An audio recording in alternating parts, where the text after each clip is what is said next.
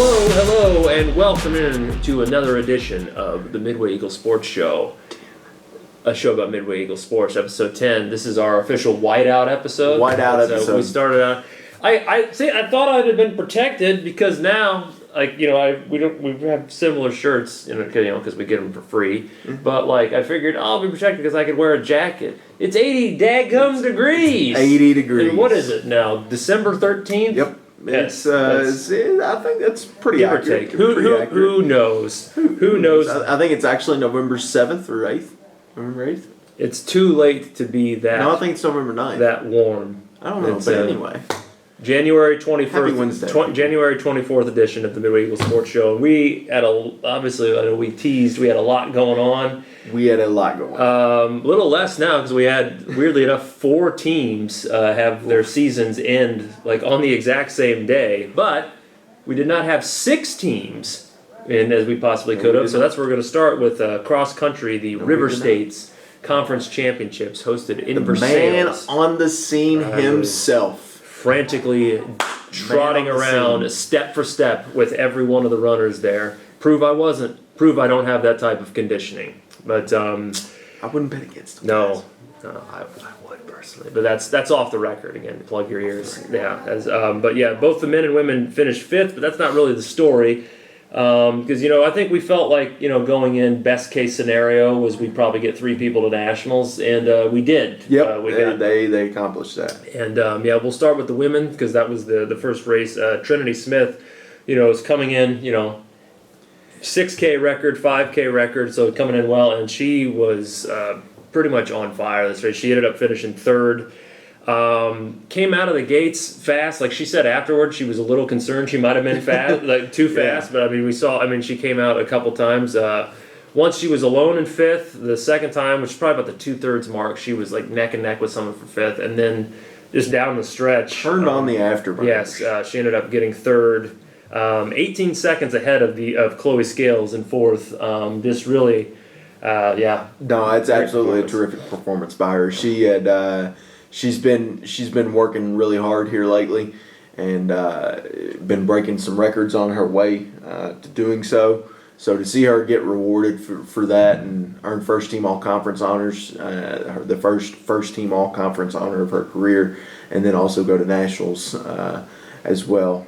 That's awesome by her. Congratulations to her. That was absolutely a terrific performance. And I know we had discussed it. We had discussed this already, but her and Hannah Wells, whenever they ran in what we call the Midway Cross Country Invitational, it was actually the conference fall preview. Yeah. Hannah beat her by a pretty good margin. Yes. And Hannah Wells of IU Kokomo. Hannah Wells, the race medalist. The medalist, runner of the year, newcomer of the year.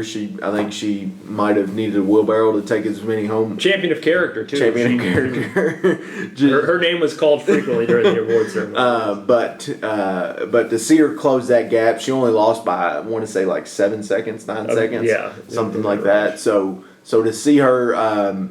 To close that gap over that short amount of time, that's really impressive. And congratulations to Trinity, and also a 5th place finish for the ladies as well. They had a terrific showing. I know Coach Walls was very pleased with his team's performances on Saturday. Yeah, we got Abby Mabe was 3rd team all conference. Mm-hmm. She was 20th, and then just right behind her was Stevie McSorley in 23rd. As far as, and I think too, because we talked about Trinity breaking those records, and we knew obviously the competition was brutal. The Angel Mounds one, she was 55th. There were 12 Division I teams. She was 30th at the Appalachian Challenge. So it's good, we know it was, but you still have that finish. You still see it, and so to get that 3rd place. That's pretty good to see an athlete rewarded the way she was, and also on the men's side as well, which we'll get to in just a second. Yes, but before we get, so she's going on to nationals, and I see that look in your eye, what is the best performance in the history of the women's team? Let's find out right now, folks, because Dylan, you are now entering Clay Cunningham's cross-country running ruminations. You've already got a little bit of a hint as to what the question is, but yes, I'll repeat it. Wait a second. Clay Cunningham's cross-country running... What? Ruminations. It's cross country running is maybe a bit repetitive, but if you can't be self-indulgent, for these trivia questions, you can. But so you got to hit it. But I'll say it again. What is the best finish ever by a Midway women's cross country runner? The best finish was ever achieved by what Midway cross country runner? Sadie at the cross at nationals. At nationals. Oh, at nationals. Yes, okay. At nationals. Sorry. Okay. So I guess it wasn't as clear because I couldn't even get my own question out. But anyway, yes, the best one performance was by, was it Sadie Taylor, Mariah Carroll, Lisa Warren, or Rose Leahy?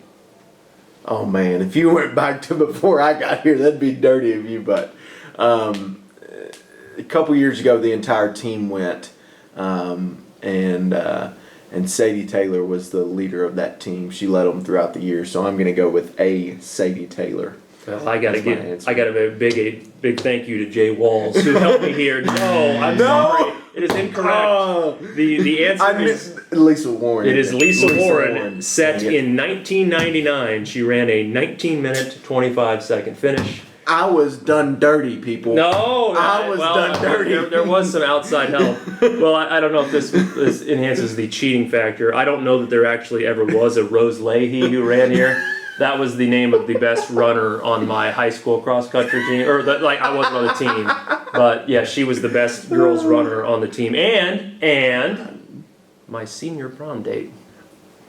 So just throwing all that, yes, just smitten that's over here, this man. is smitten. Sure. Yeah. I don't know that we've spoken since, but it was an okay night on the Madam Carroll. Right. But that's women's cross country, and yeah, you teased it, but yes, again, thank you, Jay, because that was, I thought, a really good stumper. But yes, we're going to move on to the men's race, and Jacob and Josiah Kosis.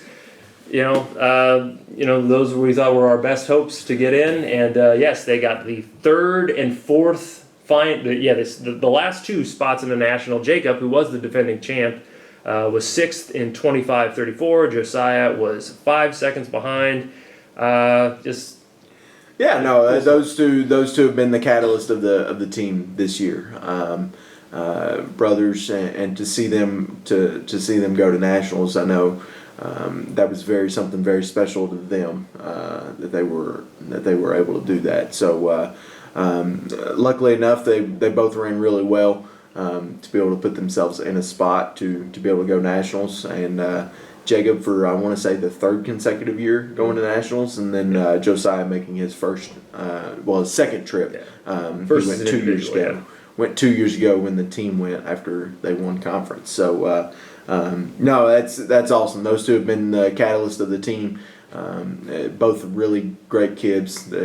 We have a ton of great kids anyway, but those two are two of the two top-notch kids right there. Yeah, and Jacob, we've talked about him not being 100% healthy. He even kind of admitted after the race. I was talking to him. I think he said he is feeling healthy, but maybe the conditioning because he wasn't able to push himself. So yeah, to be able to get there, and Josiah.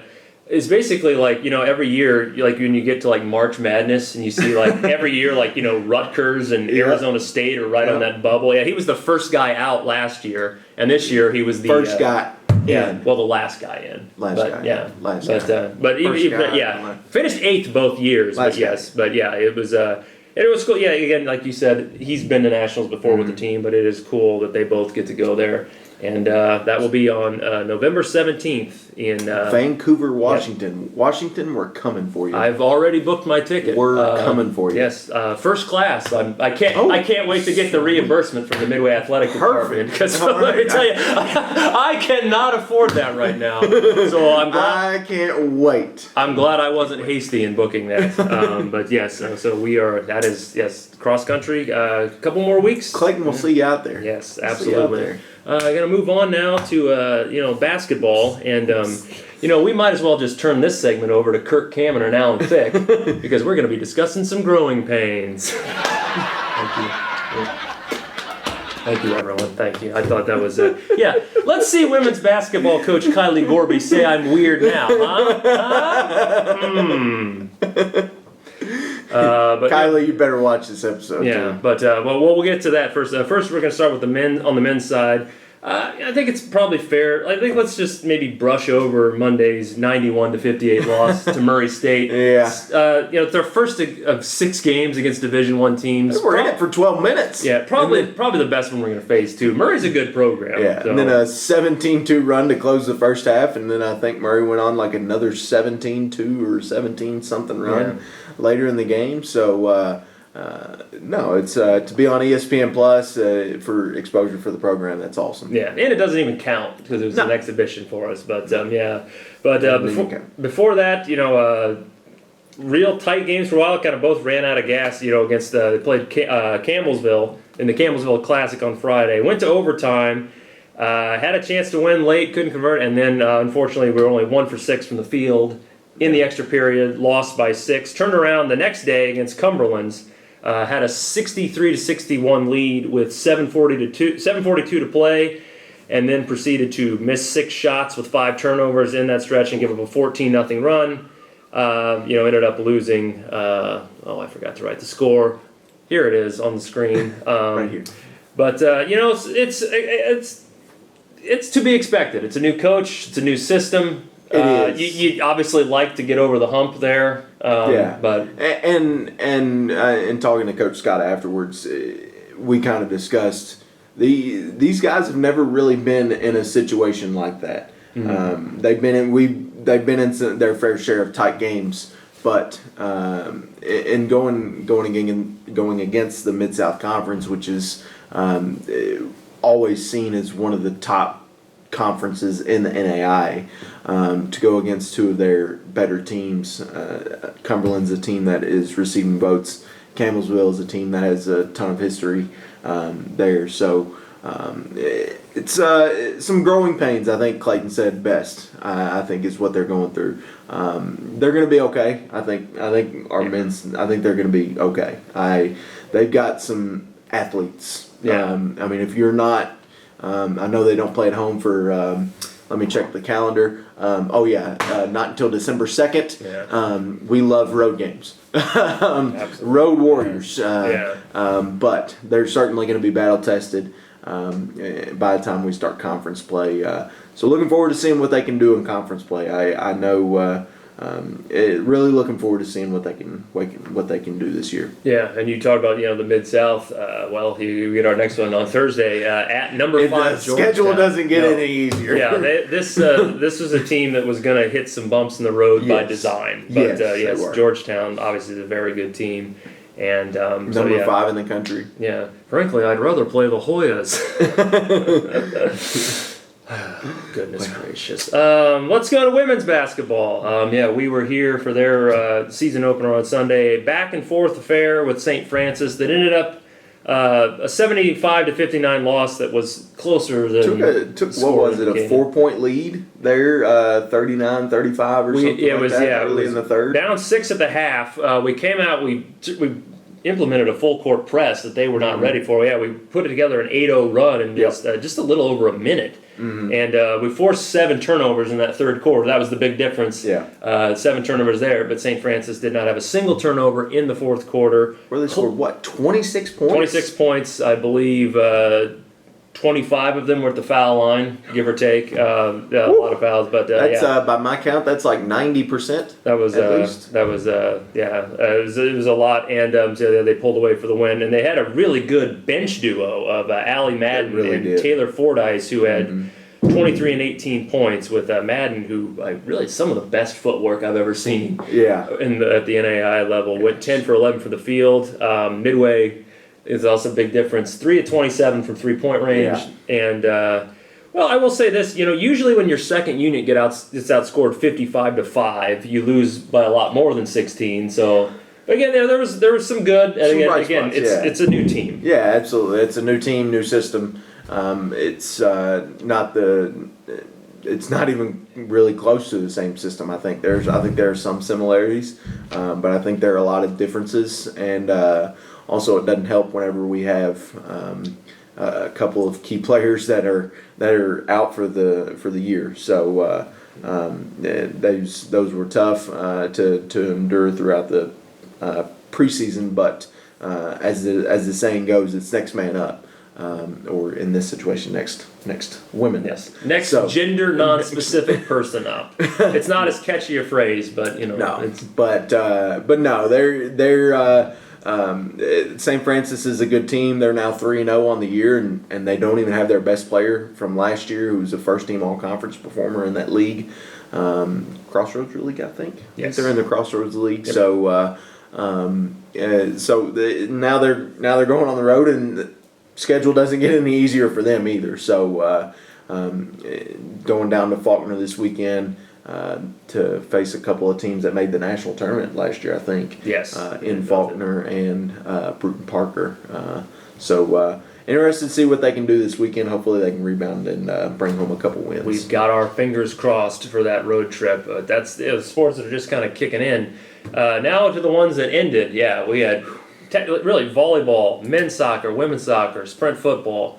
Really all their seasons ended on Saturday. Technically volleyball played their last match on Friday, but it was Saturday when we learned definitively that we were not going to make the conference tournament, which was kind of disappointing as a team that was clearly peaking, because Friday, come up Friday, we had literally our best win of the year. No, they were. They did. Against the St. Mary of the Woods team. No Jeff Armstrong, who appeared in you didn't see him on the camera. He tried to come in. No, but he got my goat by gum, and I let him. I'm sorry. I'll have to control my assistant coach. I'll have to control him. I'll have to have a talk with him. Lay down the law. But anyway, back to volleyball. No, to get a win over a St. Mary of the Woods team, that was, I think that win that we had over them really shook up a lot of the standings. I think St. Mary of the Woods was in prime position to be maybe the 2 or the 3 seed. They ended up dropping to the 4 seed. Their season came to an end last night, so we broke them. We broke them. Yes, we did. In a 3-2 loss to Rio. But anyway, a team, women's volleyball team under first year head coach Kennedy Mang, that got exponentially better, I think. Oh yeah, say over throughout the year. You said they were. Seemingly peaking at the right time, and you had a real great chance to get a signature win at the end, but unfortunately, it's an opponent, IU Kokomo, that is currently on a 42 set win streak. They came in Friday, set win streak, 1 month removed from their last set loss, but and then ultimately we just ended up the 9th team in an 8-team field. But again, it's night and day from where they were. No, absolutely. That we even had a chance on the last day would have seemed like almost impossible. Yeah, and there were and as you do through every time now that the season's over with, you start to reflect and you start to look back at the schedule. There's some games down there. And again, it just shows the importance, especially with the way the point system works, which, again, neither one of us, it's both over our heads. But anyway, that's neither here nor there. With the point apparently system, the coaches love it, though. So apparently the coaches do love it. So no, that just shows you that you've got to bring your A game every night, and we didn't bring that. Now, it also didn't help that we had some key injuries. Right. Again, there's some games that the one I think most notably sticks out to me is the road game at IUPUC. You lose that game 3-1. You win that game on your home court 3-1. And so, no, it's certainly some they got exponentially better throughout the year. So now they're in the off season, and Coach Mang now is turning her attention to the men's side, which we'll discuss later on in the shows. Assuming some of you people don't try and get us canceled. Yeah, that's what are you doing? We'll persevere through. But yes, 4th consecutive winning season for women's volleyball. Also was pointed out too. Soccer. Both teams we teased last week went to Point Park. Women were defeated 3-1. The men were defeated 3-0. I feel like I don't really know how much new there is to say. We've kind of gone in detail, but should point out again. Women made the postseason for the first time since 2014. Men for the first time since 2017. First winning season for the women's team since 2019. Men's team were 500 in conference play. Why couldn't that have been my trivia question? For the first, because I didn't have the outside help. Why couldn't that have been my trivia question? Take that as a sign of your abilities that I needed to seek outside counsel. and literally make up people, or not I'm make still up salty people. about But, that one. well, that's I should have known that one. you bested me so bad 2 weeks ago. I had to take a break, so I needed a redemption arc. But yeah, but again, all points we've kind of hit. The men's team was also dealing with a couple of guys who weren't able to play that we really needed. But still, a lot of progress. And the women's team especially, that was a team they really came into our place a couple weeks ago, and they kind of blitzed us and ramsacked us, and to be 1-0, be down 1-0 for much of the first half, and then 2-0 at half, and have a chance to pull off that win. It's certainly it shows what that team was capable of. I think is probably the best way to put it. Yep, absolutely. So yes, some good seasons there. Still disappointed always to see them in, but definitely progress. Sprint football. You were there on the scene to see us fall into a 24-0 hole in the first quarter. Not ideal. Yeah. Ended up, battling back. All right, we lost 43-14. 2-5 season comes to a close. Just your own ruminations about. Yeah, no. I can report St. Mary of the Woods is good. St. Mary of the Woods is good at sprint football. They had a kid who made a play with one of our TVs draped all over him. He mossed him. You got mossed. If you can pull up that one on and you can put that on the video, I will be. Okay. I will be. I'm sure it's not copyrighted. So, I'm sure it's not copyrighted at all, but they made that play, and they seemingly made just about every other play they could have made in that first quarter. Blitzed us. We're down 24-0 within a blink of an eye. They take the opening kickoff.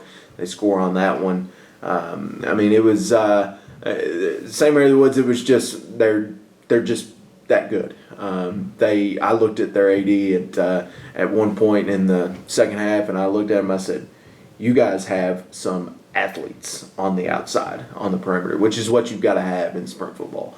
But still, a step in the right direction for that program to get 2 wins, a couple of firsts throughout the year as well. So.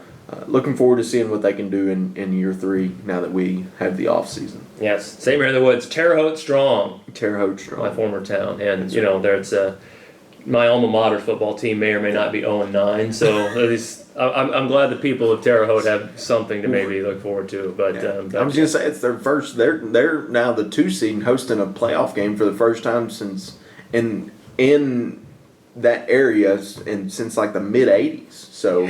That's good for them.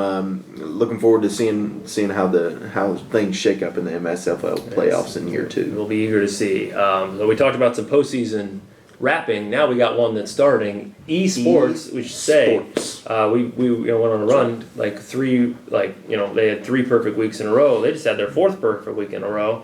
And our Rocket League and Overwatch teams are both in the playoffs. But not Rocket League playoffs. An oldie but a goodie. But Rocket League has only lost once all season. Yeah, and they got a big one on Friday now. I think they're playing Michigan. Yes. Michigan.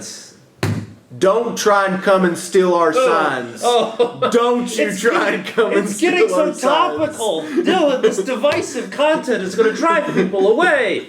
But yeah, don't cheat. Regardless. Don't try and come and steal our signs. Like the poster in my music room of the kayaker in elementary school said, a winner never cheats, and a cheater never wins. That's right. That's right. We're coming for you, Michigan. Good life advice. Yeah, it's a battle of the M's. But our M is stronger than your M. I think, and let's put that. Yeah, that's up for grabs. The quality of the M logo on Friday. But yes, they had Overwatch in the playoffs. Call of Duty is ranked 3rd in their conference and made it into the round of 15. Seeding comes out later in the week, and then we're left with League of Legends, who actually need some help. They have their last match tonight against UNA. I'm guessing the U stands for University. I don't know the N or the A. North Alabama? Sure. Let's say so. But they need a win and some help to get into the postseason. But yes, that's 4 weeks now where all those teams in succession were able to win all, and now postseason awaits. Hopefully for all 4. They've got it rolling over there, and a chance to I think clinch. I don't know exactly what they call it in Rocket League. I think maybe a conference championship. I I don't know. I don't quite understand the lingo of esports. I get it. I understand it a little bit, but certainly looking forward to watching them on Twitch. Yes. Twitch on Friday. The link, well, on Friday. It'll be somewhere. I don't know. There's really no reason. We'll tweet it out. There's no reason to put a link in the bottom Shameless of the screen. plug. Follow us on Twitter. Yes. Shameless plug. X, if you will. X. Women's bowling, we should say, the streak of top 5 finishes continued with a 3rd place showing at the Bolero Southern Classic. At 3 in the top 25, highlighted by Sasha Uchwal. Hey, there you go. And 1 for 3. She was 10th with 1,204 pins. Already got a couple wins, we stated, but consistency has been... it's been there for women's bowling. Yeah, no, and according to bowl.com, breaking news, they're ranked 2nd in the country right now. I don't know exactly how those points are tabulated. Get out your calculators. You got it. But I don't know exactly. Again, I don't know. This ain't just infotainment, people. We're breaking news on the air. News. It might be number 1 after. It was number 2 a couple days ago. Whenever I was checking it out. Number 1 in our hearts. But they're number 1 in our hearts. And that's the only thing that matters. That's right. Take those polls, That's right. throw them in the garbage. That's right. It's all right here in the old tickers where everything makes the most sense. You were running out of words. Yeah. Hey, we went a lot longer without running out of gas this week, but we got one more. Wrestling, we hit it at Open the Year at the Pepsi Patriot Open. I feel like you could maybe call this a nondescript opener. Yeah, I said in the article up and down, and I think that was kind of about what it was. A couple of placers, some guys that shined that we didn't necessarily expect to shine, and then some guys you kind of expect to shine didn't necessarily shine as like we thought they might. But anyway, a couple of placers, Aaron Garcia at heavyweight in the freshman-sophomore division. He did really well there. And then in the open division, Anthony Caruso, who is debuted at a new weight, 133. For all you Midway wrestling fans, he's normally been 141, but now he's down to 133, and ended up placing 6th. He medical forfeited out of his last 3 matches, I think. So, but nothing wrong there. I think him trying to get conditioned to the new weight. So, no, looking forward to seeing what they can do. They got the Bob De La Rosa duels or open this weekend in Cleveland, if I'm not mistaken. So I think that's certainly one that they can go out and have success on this weekend. And talking to Coach Mason, I think we expect a lot more success this weekend. So hopefully they can do that. All right. I think we've come to the end. It sounds like, we're right under a weight room, and it sounds like somebody's pickaxing through the floor here. So for our own safety, I think it's time to... Episode 10 is in the books. 10 in. I think it was a pretty good show. That's 10 down, 250,000 to go. That's... We'll do the math. How many... 52 weeks a year. We'll probably do 35. Yeah, this is gonna. Yeah, but you know what? We put it out there. That's a lot of pressure. That's a lot of questions that I still have to answer. Yeah. I got the juices flowing after getting you on this week. But yeah, this one is. What would you have done if I'd pulled that one? I would have claimed sorcery. But we are through episode 10. Thank you for watching. I apologize, Lisa Warren. We'll be back later. I missed again. Goodbye.